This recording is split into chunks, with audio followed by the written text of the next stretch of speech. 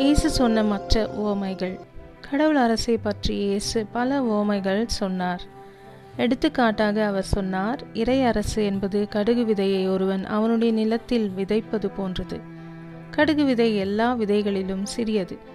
ஆனால் கடுகு விதை வளரும் போது தோட்டத்தில் உள்ள எல்லா மரங்களிலும் பெரியதாகி பறவைகள் வந்து அதன் கிளைகளை கூடு கட்டும் அளவுக்கு பெரிதாக்கும்.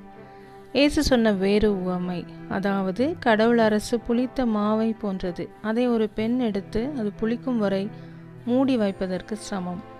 கடவுள் அரசு ஒரு புதையலை நிலத்தில் பதுக்கி வைப்பதை போன்றது. வேறொருவன் அதை பார்த்து அவன் அதை அதிகமாய் விரும்பி வேறொரு இடத்தில் அதை பதுக்கி வைப்பான். அதனால் மிகவும் மகிழ்ச்சியால் தன்னிடத்தில் உள்ள எல்லாவற்றையும் விற்று புதையல் இருக்கும் நிலத்தை வாங்குவான். இறை அரசு விலையேறப்பட்ட முத்தை போன்றது. அதை வியாபாரம் செய்பவன் பார்த்து தன்னிடத்தில் உள்ள எல்லாவற்றையும் விற்று அந்த முத்தை வாங்குவது போன்றது. சில மனிதர்கள் தாங்கள் நல்ல செயல்கள் செய்வதினால் இயேசு அவர்களை ஏற்றுக்கொள்வார் என்று நினைத்தார்கள். அவர்கள் நன்மை செய்யாதவர்களை வெறுத்தார்கள். எனவே இயேசு அவர்களுக்கு ஒரு உவமை சொன்னார். 2 பேர் இருந்தார்கள்.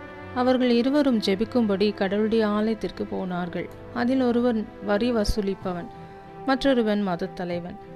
திருடுகிற, அநியாயம் செய்கிற, விபச்சாரம் செய்கிற மற்றும் இங்கே இருக்கும் மற்ற வரி வசூலிப்பவர்களைப் போல் நான் பாவி இல்லை. எனவே உமக்கு நன்றி ஆண்டவரே என்று மதத்தலைவன் ஜெபித்தான். வாரத்தில் 2 முறை உபவாசம் இருக்கிறேன். என்னுடைய வருமானத்தில் 10% ஆலயத்துக்கு செலுத்துகிறேன்.